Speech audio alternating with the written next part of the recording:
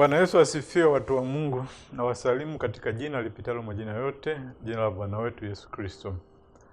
Ndugu mtazamaji, napenda nikukaribishe kwenye channel yetu ya Yosh Testimony TV, manake ushuhuda wa Yesu.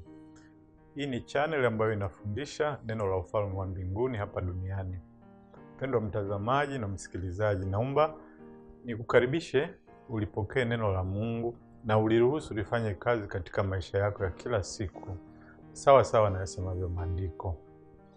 Somo letu la leo ni somo la 45 katika mfululizo wa masomo kutoka kwenye waraka kwa Waebrania, na kichwa cha somo ni maisha na maadili ya Kristo, sehemu ya kwanza, ambayo itatoka katika waraka kwa Waebrania sura ya 13 mstari wa kwanza mpaka wa 6. Waebrania 13 mstari wa kwanza mpaka wa 6.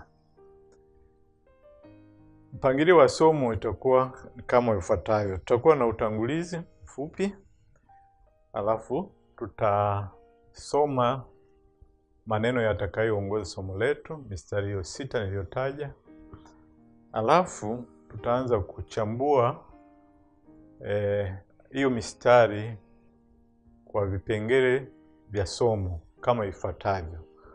Tutaangalia upendo wa ndugu ambao uko katika mstari wa kwanza.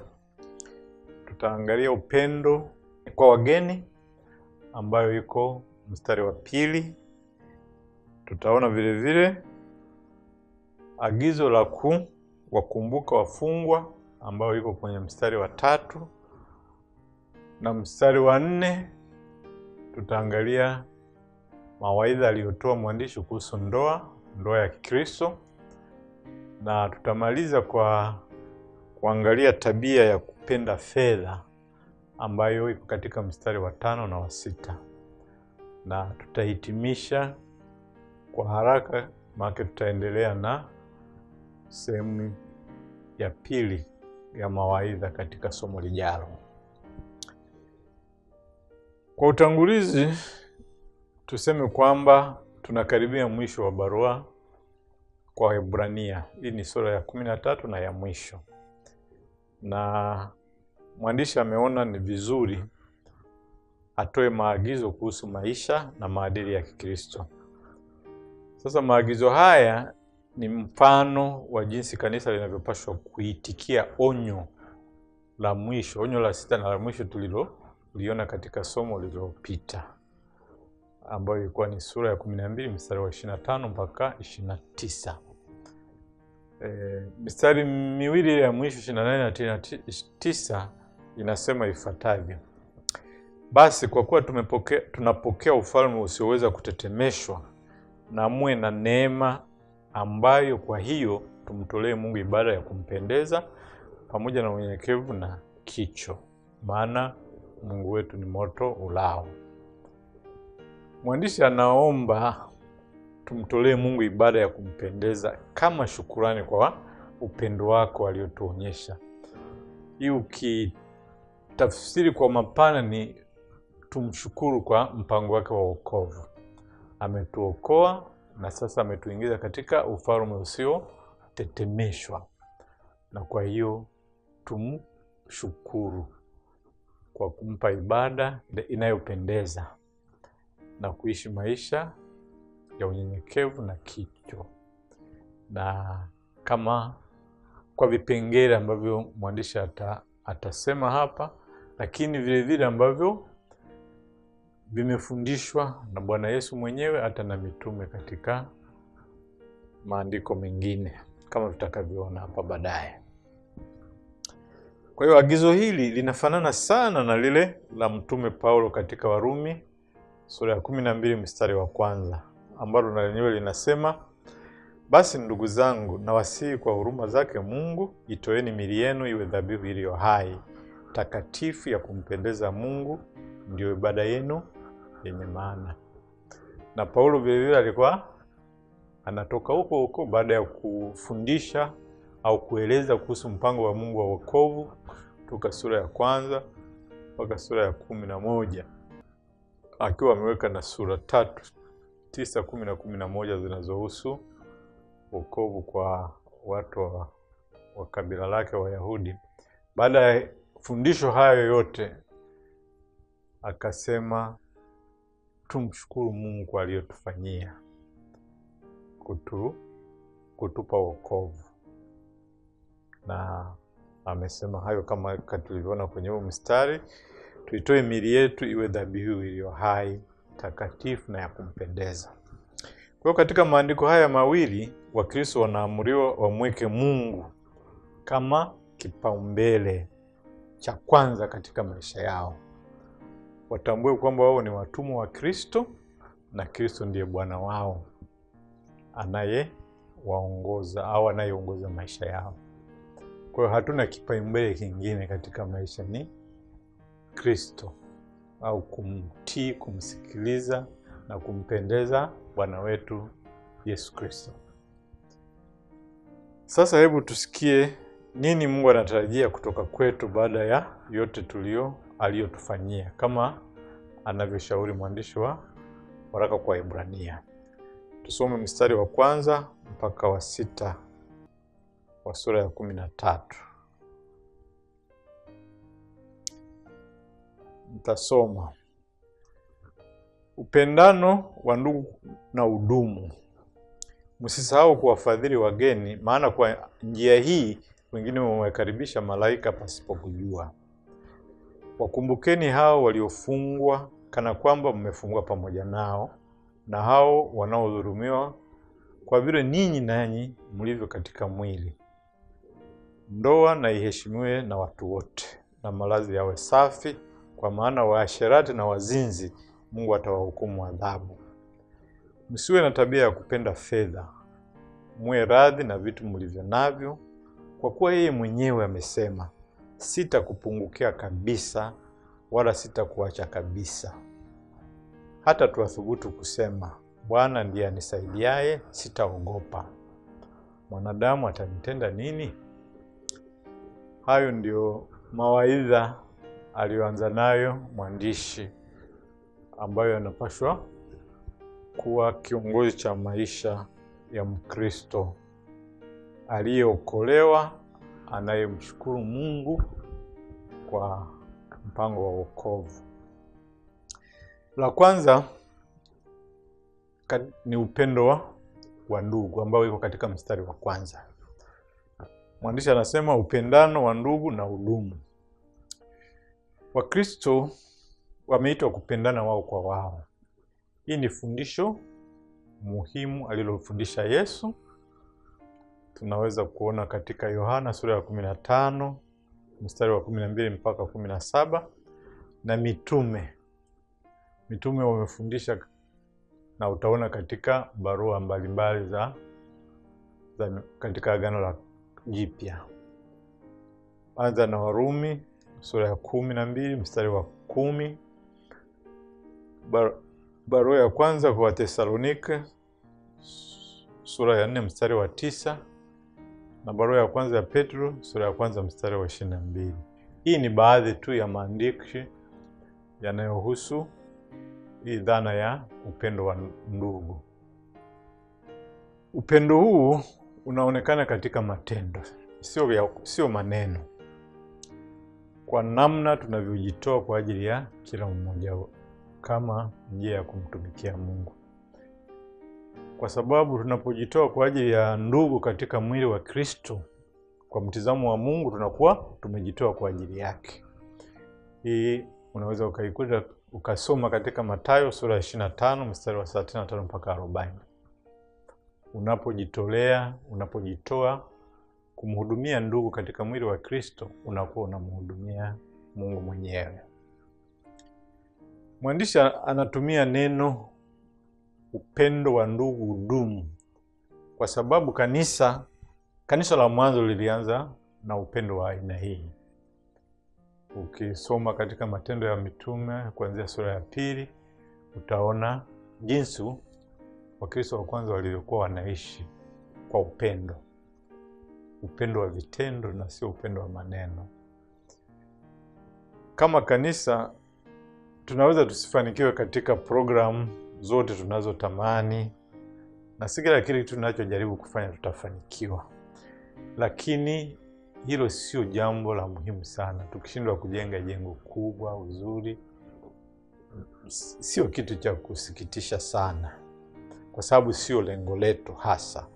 Lengo letu kuu ni kuonyesha upendo wa Kristo, kwanza kwa kila mmoja ndani ya kusanyiko, yaani sisi kwa sisi, na pili kwa ulimwengu. Na ni kwa kiwango hicho tutapimwa.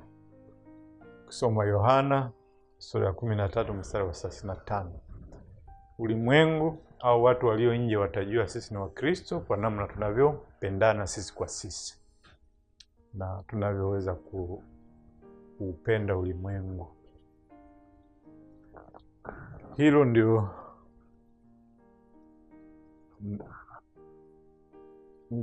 amri yao, mojawapo ya maadili ambayo mwandishi anataka Wakristo wote tuwe nalo, na hilo ndio linafanya tuonekane sisi ni nani na ni wanani. La pili ni upendo wa wageni. Hii iko katika mstari wa 2. Mwandishi amesema msisahau kuwafadhili wageni, maana kwa njia hii wengine wamewakaribisha malaika pasipo kujua. Katika mazingira ya siku za mwandishi alizokuwa anaandika hii barua, kuonyesha upendo kwa mgeni ilikuwa sawa na kumkaribisha alale nyumbani kwako. Hii ni kwa sababu nyumba za kulala wageni za biashara zilikuwa sio nyingi, na zilizokuwepo hazikuwa nzuri. Zilikuwa zina hatari. Kuna majangili wanakaa humo, malaya, vitu vingi ambavyo vilivifanya zisiwe za kufaa kwa Mkristo kukaa humo. Kwa hiyo kumuonyesha fadhila mgeni ilikuwa ni kumkaribisha alale nyumbani kwako. Lakini kwa sababu ya mateso, Wakristo wengi walikuwa wameanza kuwashuku wageni. Kumbuka anawaandikia watu ambao walikuwa wanapata mateso kutoka kwenye jamii walipokuwa wanakaa. Kwa hiyo mtu mmoja unamkaribisha nyumbani, unaogopa anaweza kuwa ni mpelelezi wa hao wasiojulikana wanaotesa watu. Kwa hiyo kanisa likawa limejivuta, limerudi nyuma katika hii kitu ya kuwakaribisha wageni. Kwa hiyo wasiwasi wa mwandishi hapa sio tu swala la kukosa ukarimu, bali kupoteza fursa ya kushuhudia ambalo ni jukumu letu au jukumu lao. Kwa ukataa kuwakaribisha wageni wakae nyumbani kwako, unakuwa umekosa ile fursa ambayo ungeweza kuwashuhudia, ungeweza kuwaeleza habari njema ya wokovu katika mazingira ambayo ni mazuri na yanavutia. Kwa hiyo maneno ya mwandishi katika mstari huu vile vile yale ya mwisho yangewakumbusha Waebrania jinsi Ibrahimu alivyowakaribisha malaika.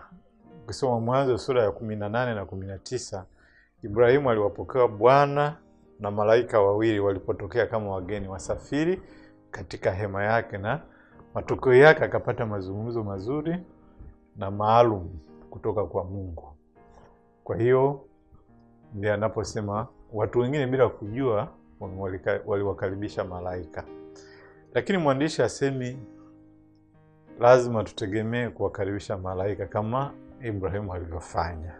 Ingawa hii inawezekana, lakini hoja yake ni kwamba kwa kuwaonyesha upendo wageni, tuna fursa kumuona Mungu akifanya kazi kwa njia ya miujiza. Tunaweza kushawishi moyo kubadilika.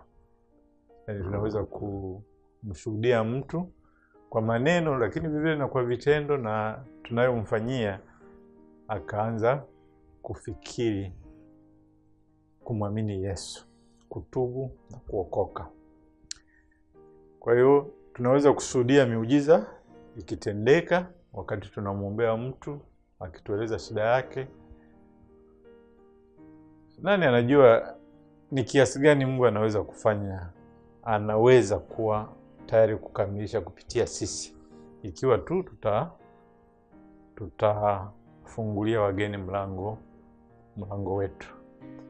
Kwa hiyo alikuwa anawatia moyo Wakristo wa Kiebrania waache kuogopa au kuwa na wasiwasi na wageni, wawakaribishe wageni, na itawapa fursa ya kuwashuhudia, na itampa Mungu fursa ya kutenda hata miujiza na maajabu kufuatana na neno lake ambalo wangetaja au wangewashuhudia hao wageni. Hiyo ilikuwa ni kipengele cha pili katika vile ambavyo tunapaswa kufanya, kuwakaribisha wageni nyumbani kwetu. La tatu, mwandishi ametuambia tuwakumbuke wafungwa. Wakumbukeni hao waliofungwa kana kwamba mmefungwa pamoja nao, na hao wanaodhulumiwa kwa vile ninyi nanyi mlivyo katika mwili. Hapa mwandishi anaomba kanisa liwakumbuke wafungwa na wale wanaotendewa vibaya. Katika visa vyote hivi viwili vya wafungwa na wanaodhulumiwa, mwandishi alikuwa anarejelea hasa waumini waliokuwa wanapitia mateso. Lakini haipaswi kuishia hapo. Hata watu ambao sio waumini wakiwa kwenye mazingira kama haya, tuwakumbuke na tuwasaidie kile inapowezekana. Ni ushuhuda mzuri. Wakati mshiriki wa mwili wa Kristo anateseka kwa ajili ya imani yake, kama ni muamini, mwili mzima unapaswa kujiona kama umekamatwa katika mateso hayo. Kwa hiyo kuhusu wale ambao wanakuwa tayari wameamini, mateso yao ni mateso yetu. Nafikiri tuliona vile vile katika sura ya 10 mstari wa 34 kwamba kuna wakati kanisa hili lilikuwa lina sifa nzuri ya kufanya hivyo, kushiriki mateso ya wale ambao walikuwa katikati yao waliokuwa wameanza kupata mateso. Na kuhusu hili hatupaswi kuwahurumia kutoka mbali tukisema au tukijisemesha kwamba ni bahati mbaya ndugu au dada fulani anateswa. Hapana. Badala yake tunapaswa kuwahudumia kwa karibu sana, kwa kuwaombea na kuomba nao, kuwatembelea katika ziki zao, kuwafariji na kuwahakikishia kwamba hawako peke yao. Tusiogope chochote kitakachokuwepo pale. Lazima tuwahakikishie kwamba tuko nao katika mateso yao, katika majaribu yao na katika yale yanayowapata. Na watembelee, tuwafariji. Na kwa kuwa sisi vile vile tuko katika mwili, wakati wetu wa mateso ukifika, bila shaka na wao watatufanyia hayo. Kwa hiyo kwa njia hii tutakuwa tunawapa nguvu ya kuvumilia katika kukabiliana na majaribu haya, ili ushuhuda wao uwe mzuri na wa uhakika na thawabu yao iwe kamili. Kwa hiyo lazima tuwe karibu nao na tuwafariji.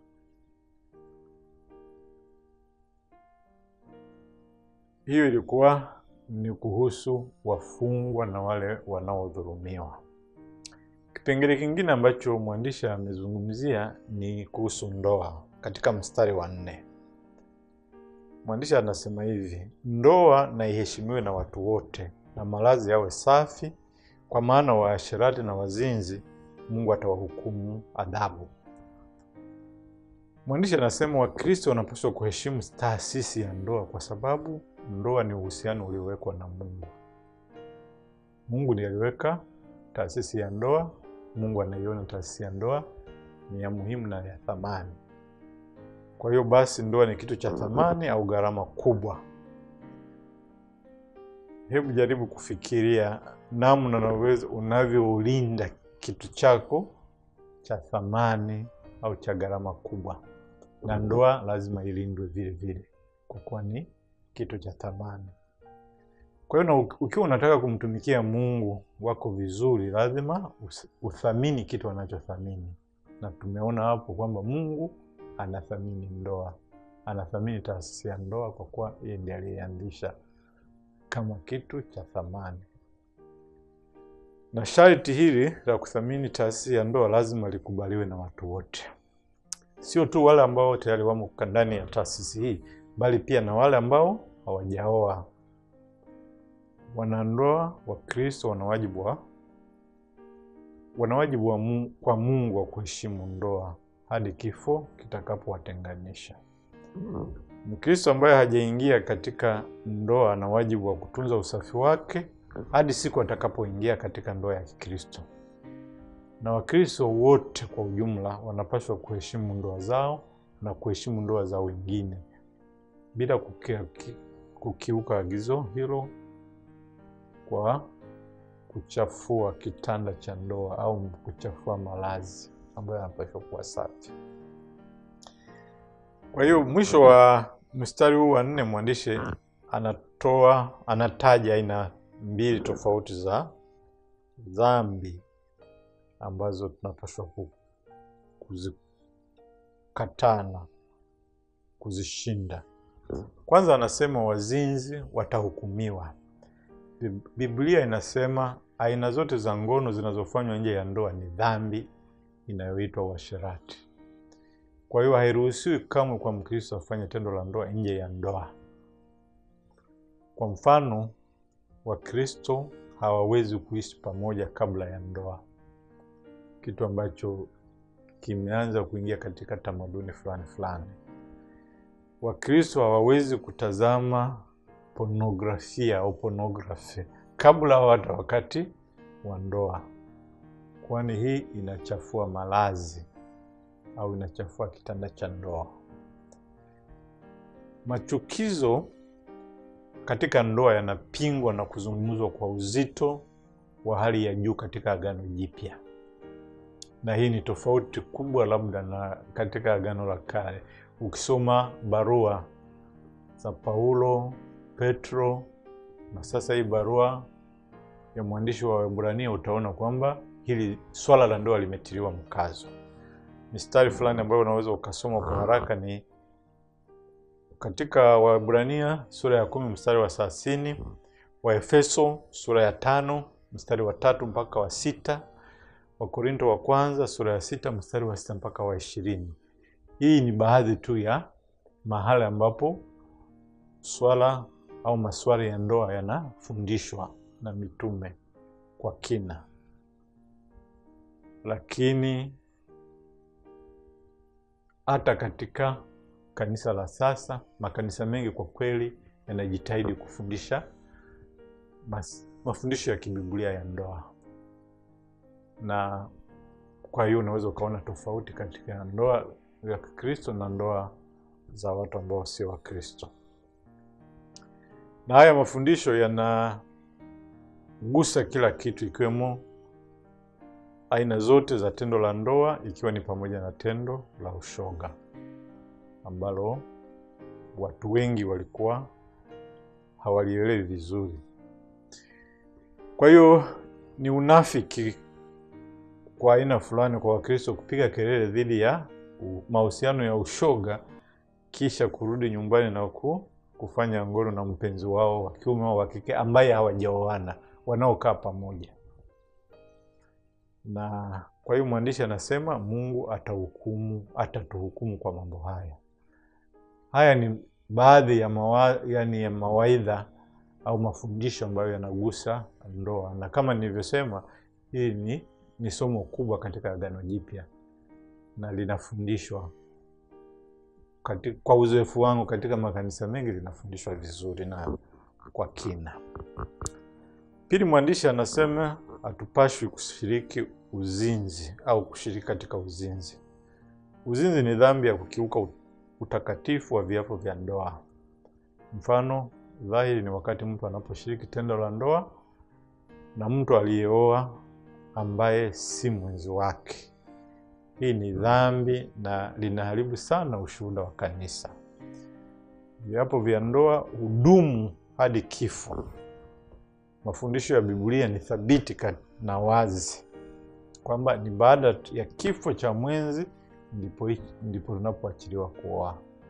Kwa hiyo watu wengine wao wanaingiza mawazo yao ya mantiki za kidunia na kuvuruga hii, lakini Biblia iko wazi. Alichounganisha Mungu katika taasisi ya ndoa, kifo ndo kinakitenganisha. Kwa hiyo ukishaoa basi huwezi kuoa tena mpaka mwenzi amefariki. Kama nilivyosema, ni somo kubwa na pana, lakini mwandishi ameona ni muhimu na lenyewe tuliweke maanani kama sehemu ya kuishi maisha ya kumpendeza Mungu. Mstari la mwisho kwa somo la leo ni kuwa huru na upendo wa fedha. Hii liko katika mstari wa 5 na 6, ambapo mwandishi anasema, msiwe na tabia ya kupenda fedha, muwe radhi na vitu mlivyo navyo, kwa kuwa yeye mwenyewe amesema, sitakupungukia kabisa wala sitakuacha kabisa. Hata tuathubutu kusema, Bwana ndiye anisaidiaye, sitaogopa. Mwanadamu atanitenda nini? Wakristo watakiwi kuwa na tabia ya kupenda fedha. Dhana ya kupenda fedha ni pana sana. Ni zaidi ya kuwa na wivu juu ya mali ya mtu mwingine. Mara nyingi inamaanisha kupenda vitu vingi na anasa na tamaa isiyokwisha ya mali, ambayo humfungulia mtu dhambi za uasherati na nyingine nyingi. Kwa hili unaweza ukasoma Timotheo ya kwanza sura ya 6 mstari wa 9 mpaka wa 10. Hii dhana inaitwa kupenda fedha inahujumuisha kupenda vitu vingi, hasa vya anasa na vya visivyo kwenye maadili, kwa sababu mtu haridhiki na alicho nacho. Hiyo yote inaitwa kupenda fedha. Ndio maana kinyume cha kutamani ni kuridhika. Kinyume cha kupenda fedha ni kuridhika na kile ulicho nacho tayari. Mara nyingi tuna vya kutosha, lakini tunajiaminisha kwamba tunahitaji zaidi. Na bahati mbaya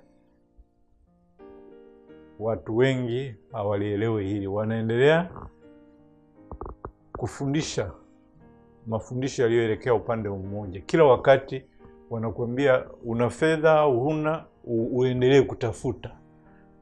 Hawaelezi kwamba unaweza kuwa na vitu vya kutosha na ukatulia, kwa sababu Mungu ameshakufanyia, ameshakupa vitu vya kutosha. Kwa hiyo ni katika kutafuta zaidi, wakati tuna vya kutosha, tunapohatarisha tabia zetu. Kama Wakristo tunapaswa kutambua kwamba riziki ya Mungu inatosha. Kwa hiyo hatupaswi kutumia muda na juhudi nyingi kuboresha hali yetu ya kifedha au ya kimwili. Kwa maana gharama ya kufanya hivyo ni kupunguza nguvu zetu katika shughuli muhimu zaidi za kudumu. Kumbuka tuliojifunza katika masomo yaliyopita, kuna vitu vya kudumu na kuna vitu vya muda. Na katika hata somo lililopita, siku ya Bwana, kwenye chekecho, vitakavyobaki ni vile vya kudumu. Dunia kama unavyoiona na vyote vilivyopo vitaungua na moto, na vitakavyobaki ni vile ambavyo vitadumu milele katika ufalme wa Mungu. Kwa hiyo unapotumia muda mwingi sana ukitaka kujiongezea mali, wakati umeshapata vya kutosha, unakuwa unapoteza muda ambao ungetumia katika kutafuta vitu vya kudumu au katika shughuli muhimu zaidi na za kudumu, kama vile kutafuta haki, utauwa, imani, upendo na kadhalika. Yale yote tuliyoona katika vipengele vitatu vya kwanza yanahitaji muda. Hata ndoa yenyewe kuifanya iwe nzuri na ya kupendeza inahitaji muda. Sasa huu muda kama unautumia katika kutafuta fedha, unaweza usifanikishe. Kwa mfano, ukiangalia ratiba yako ya wiki ijayo, unaweza ukachagua kutumia muda mwingi kazini ili kuongeza kipato, au unaweza kuchagua kutumia muda mwingi kujifunza Biblia ili uimarishe uhusiano wako na Kristo. Kumbuka muda ulionao ni kidogo au hauongezeki. Kwa hiyo hauwezi kuongeza zaidi katika mambo yote mawili. Ukitaka kufukuzia moja, jingine muda wake utapungua. Na katika hayo mawili, chaguo moja limeegemea katika kupenda fedha, yaani ukikaa kazini au ofisini muda mrefu unaongeza fedha, na lingine limeegemea katika kumpenda Bwana. Moja linasukumwa na tamaa ya zaidi na moja linaonyesha kuridhika. Kwa hiyo chaguo moja linaweza kukusababisha kupenda fedha na lingine kusababisha utaua, kwa kuwa utakuwa unaridhika na kile ulicho nacho.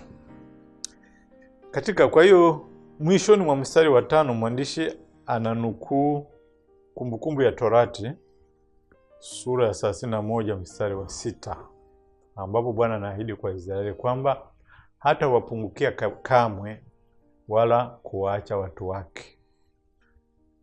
Kwa kuwa tunajua kwamba Bwana hatatuacha na atatujali siku zote, basi ni lazima tufikirie kwa makini kuhusu nafasi yetu maishani. Mungu humpa kila mmoja wa watoto wake riziki inayotosha mahitaji yake. Riziki hiyo ni ishara ya uaminifu wake wa kutotuacha kamwe. Na mwitikio wetu sahihi kwa Bwana ni kuridhika, kama Paulo alivyoandika katika Timotheo wa kwanza sura ya 6 mstari wa 6 mpaka wa 10. Mara nyingi wanajiuliza, ni mara ngapi Wakristo hukosa baraka ya kumuona Bwana akijitokeza kwa njia aliyoahidi, kwa sababu tunamnyang'anya hiyo fursa kwa kutumia muda mwingi tukitafuta kitu ambacho tayari tunacho. Tunamnyang'anya Mungu fursa ya kutufanyia kitu kinachoonyesha kwamba hatatuacha wala hatatupungukia. Historia inaonyesha kwamba kuna wamisionari wanaokuwa kazini katika nchi za nje na kwao, ambao mara nyingi wamejifunza kuishi kwa ahadi hii, ahadi ya Kumbukumbu ya Torati 31:6. Na inashangaza kusikia katika shuhuda zao jinsi Mungu anavyowapa mahitaji ambayo hawangeweza kuyatimiza, lakini Mungu hujitokeza kwa njia isiyotarajiwa na kuwatimizia mahitaji yao. Wanakaa na afya njema, wanapata vitu vya msingi na kazi ya Mungu inaendelea. Kwa hiyo mara nyingi katika kutaka zaidi ya kila ambacho tumeshapata, huwa tunamnyang'anya Mungu fursa ya kutuhudumia katika ahadi hiyo. Kwa hiyo huduma yetu ya shukrani kwa Mungu inapaswa kutusaidia kuweka kando tamaa ya kutafuta utajiri wa kidunia na hadhi na faraja unayoleta. Na hapo ndio tatizo lilipo. Bado tutahitaji kufanya kazi kwa bidii ili kukidhi mahitaji yetu. Mahitaji yako yakiongezeka, fanya kazi kwa bidii kuyatimiza. Lakini kama umeshapata vya kutosha, hamna sababu ya kuendelea kujisukuma kufanya kazi badala ya kumtumikia Mungu kwa mambo ambayo bado hujafanya. Kwa hiyo kama kuna mahitaji yanajitokeza, fanya kazi kwa bidii, ukidhi mahitaji yako ili usiwe mzigo kwa wengine. Lakini lengo letu kuu liwe kutafuta haki ya Mungu, kumwamini yeye amue kutupa nini tunachohitaji. Kadiri tunapoendelea kusimama na kuridhika na ulicho nacho, mimi na hakika Mungu atakuongezea kingine chochote ambacho anaona kitakufaa, kama ni kukufurahisha au ni kukuwezesha kufanya kazi yako vizuri zaidi. Kwa hiyo kwa kuhitimisha tu sehemu ya kwanza ya haya mawaidha, ndugu mtazamaji, kama wewe ni muumini Una matarajio yapi na kurudi kwa Kristo? Uhakika wa siku ya Bwana unahamasishaje jinsi unavyoishi na ujumbe unaoshiriki na wengine? Bila shaka ukweli huu wa siku zijazo unakutia moyo na kukuchochea. Na kama wewe mtazamaji hujamwamini Yesu Kristo, habari njema ya msamaha wa Mungu hutoa tumaini licha ya habari ngumu za hukumu ijayo. Kwa hiyo nakuomba utubu na kupata msamaha wa dhambi. Na kama umeamua kutubu, naomba tusali pamoja sala ifuatayo. Bwana Yesu, nimelisikia neno lako. Nakiri kwamba mimi ni mwenye dhambi. Naomba unisamehe dhambi zangu zote, ulifute jina langu kutoka kwenye kitabu cha hukumu na uliandike katika kitabu cha uzima. Kutoka sasa naomba uwe Bwana na Mwokozi wa maisha yangu na uniongoze milele. Na yaomba haya yote kwa jina takatifu. Amina.